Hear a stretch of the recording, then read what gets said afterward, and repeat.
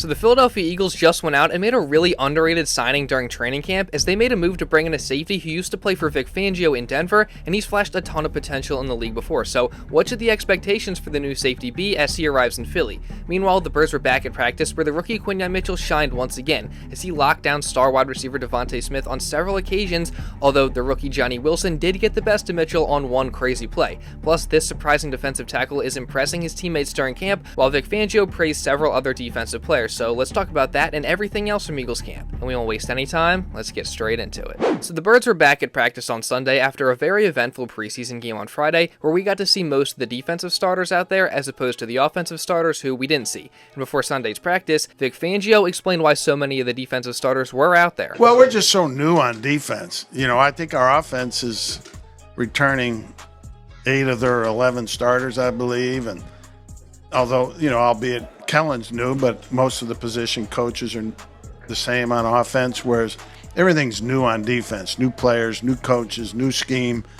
We need to play.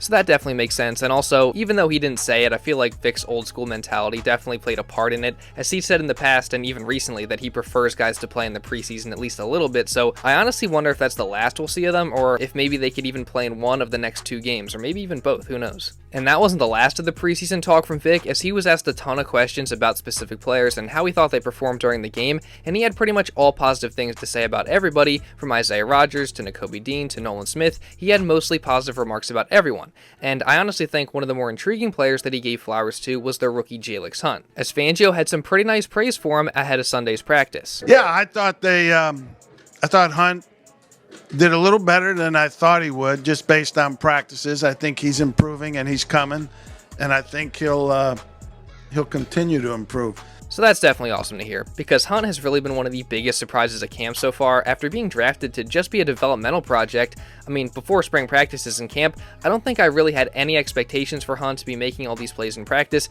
and impressing his old school defensive coordinator in a preseason game, but to his credit, he's done that, and it's definitely to the point now where I wonder if Hunt could possibly even get some scarce rotational reps at edge rusher during the regular season, just due to the fact that, like Vic said, he's only going to improve. And someone else who has been improving according to Vic Fangio is James Bradberry, as Fangio says that the former All-Pro corner is doing a pretty great job in his transition to safety. Yeah, he's doing pretty damn good there. He's got a good feel for football, which has carried over to the safety position for him.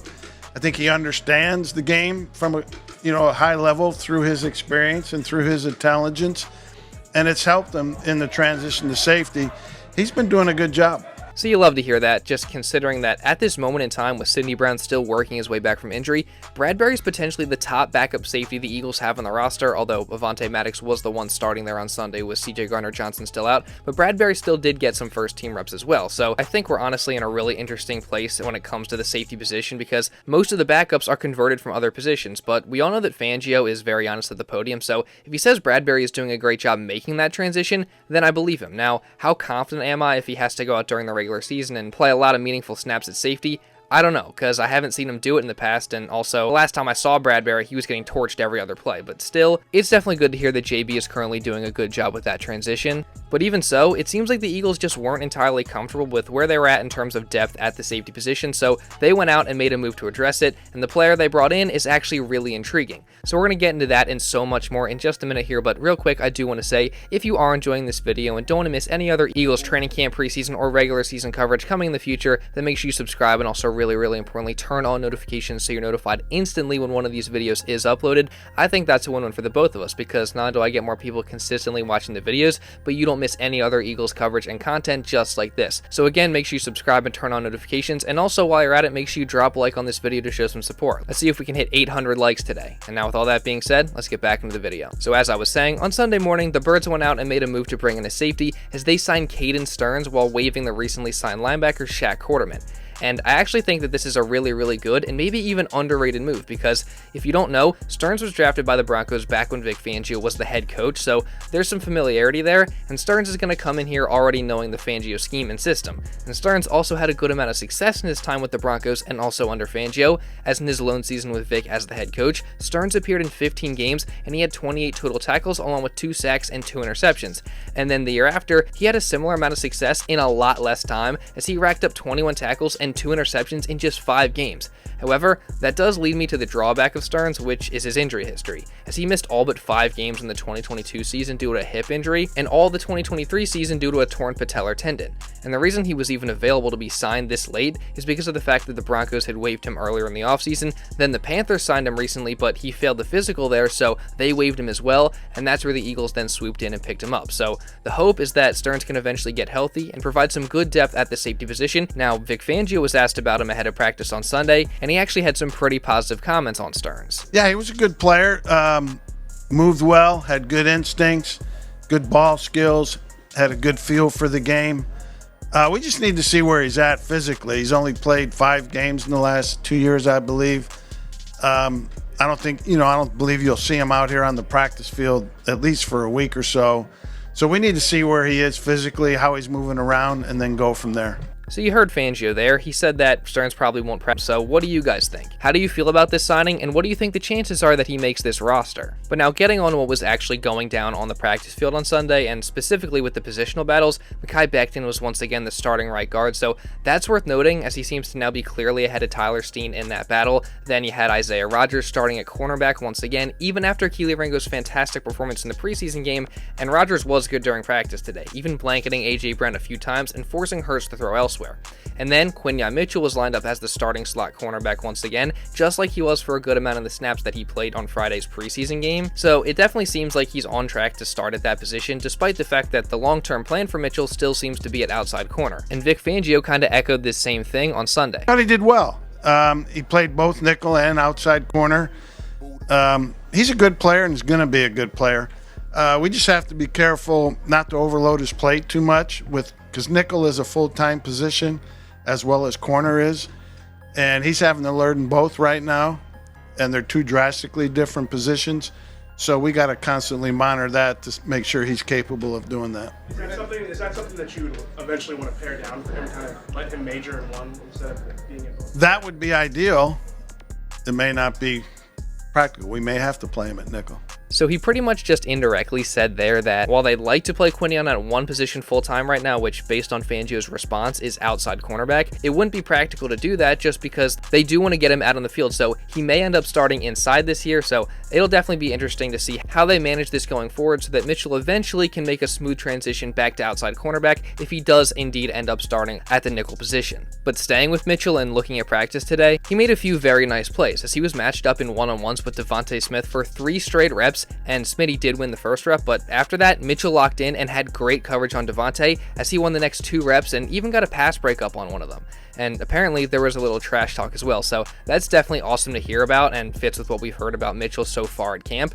Later though, the Eagles did end off practice with some intense 1v1s where the entire team was watching, and Mitchell matched up against the rookie Johnny Wilson, and Wilson got the best of Mitchell on this rep. As Quinyon had blanket coverage, but Hurts threw a great ball, and Wilson leaped over Mitchell to make the catch in the end zone, and the entire offense ran out to celebrate. And that wasn't the only play that Wilson made during practice today, as he also had another really good catch in 1v1. So it's clear that Wilson has a lot of talent, and with each passing day at camp, the stronger his case gets to get some real playing time at wide receiver 3. But another guy that also seems to be earning himself some playing time at that same spot is Britton Covey, as he's had a really good camp as well and seems much improved as a receiver. And after practice on Sunday, offensive coordinator Kellen Moore talked about Covey, and he had some really positive things to say about him. Covey's just a really smart player, great spatial awareness. Obviously, he has an exceptional ability to play with the ball in his hands, but even as a receiver, you can't lose sight on that element of he runs really clean routes. He finds a way to be open. A lot of positives with him. So overall, I just love what I've heard about both Covey and Wilson during training camp so far, and I honestly hope we get to see both of them get some real playing time when the season rolls around. Now, one guy who's sure to get real playing time when the season rolls around is Milton Williams. As with Fletcher Cox gone, he's going to have the biggest role he's ever had, and from all reports, it seems like he's ready for it, as he's apparently had a really good camp so far, and also today, center Cam Jurgens had some really nice praise for him. Yeah, Milt's got a really good power game, and he's quick. He's able to hop around gaps, use his hands really well. He's tough. I think he doesn't give his stuff away either. I think he's really sound in that. He's fun to go against because he can do so much, and it all comes from the same spot. So it's just awesome to hear Cam say all those things about Milt, and I really do feel like he's going to have his best season yet. But Milt seems to think that another surprise defensive tackle is in line for a great season as well. One guy on the team to have a big season. Moro. Okay, why is that? Moro Ojomo. He bring it. He know what finally he gonna get the opportunity. And he ready. He ready. He working hard every day, asking questions in meetings. No, he in tune. He gonna be ready. So that's definitely interesting because when you look at this roster, Ojomo is probably the 4th defensive tackle on the depth chart right now, so it's hard to expect too much from him just because he's going to be in a limited role, but Ojomo has quietly reportedly had a very good camp, and Milt was literally asked to name any teammate that he thought would have a great season, and he picked Moro. So I want to hear from you guys. What are you expecting from Moro Ojomo this season? But now for our Jalen Hurts update from this practice, he was once again very good, as today was a day where he was pretty safe with his throws and took a lot of checkdowns, but he was very efficient and he did not turn the ball over once again, as he finished 16 for 19 and with no interceptions. And now Hurts is going to hopefully carry this momentum into the Eagles' one and only joint practice at training camp against the Patriots on Tuesday. And I'm going to be covering everything from that as well as the rest of training camp, preseason, and heading into the regular season as well. So if you don't want to miss any of that coverage, make sure you subscribe, and again, also really importantly, turn on notifications so you're notified instantly when one of these videos is uploaded. And also make sure you drop a like on this video. Again, it really does help me out a ton. Let's see if we can hit 800 likes on today's video. And also leave a comment down below just regarding anything else that I talked about in this video. And if you want to watch another video going over the Eagles preseason win over the Ravens, you can check this out right here.